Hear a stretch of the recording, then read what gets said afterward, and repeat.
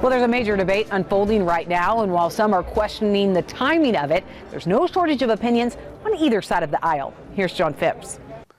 To my great surprise, along with more than a few senators who maybe weren't paying close attention, the Senate voted by unanimous consent to make daylight savings time permanent. What happens to it in the House is still hard to predict, but score this as one more sign of the apocalypse. I never thought this could possibly happen. But this now pours gasoline on the raging arguments about whether DST or standard time is better. Most people just dislike changing time twice a year. We could miss a genuine golden opportunity to end this meaningless squabble.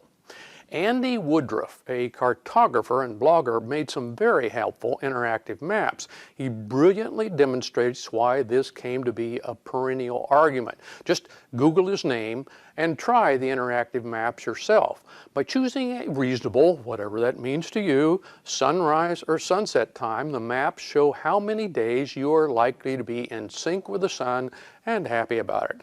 Darker is fewer days. The lessons are clear, like avoiding living on the edge of any time zone.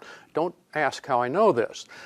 Live farther to the south to minimize daylight length changes. Above all, realize there are always trade-offs. These helpful graphics illuminate some of the issues, but he avoids advocating which time is better since it is relative to your location and preferences. But nobody is talking about the most logical solution. First, pick a time, either one, and don't change. Then adjust schedules to fit. For instance, school beginning at 8 a.m. is not written on the back of the Constitution. Instead of snarling about kids getting on the bus in the dark, go to a school board meeting and campaign for your choice. The same for work hours. Maybe 9 to 5 works for your location, maybe not, but with employers already using flex time, 4 10-hour days, on-call duties, and 24/7 operations, there are no standard workday hours. Remember, too, that the age of streaming and recording, TV schedules are less important as well. Our schedules need not be defined by numbers on a wall and longitude. Today, we have an opportunity to democratically choose how our lives are timed regardless of our time zone.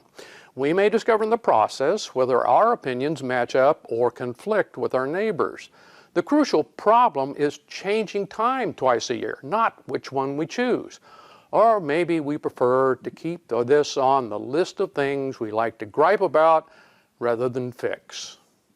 Thanks, John. I'm sure many of you have your own thoughts on the topic. You can send those to mailbag@usfarmreport.com. All right, when we come back, a touch of Canada in Tractor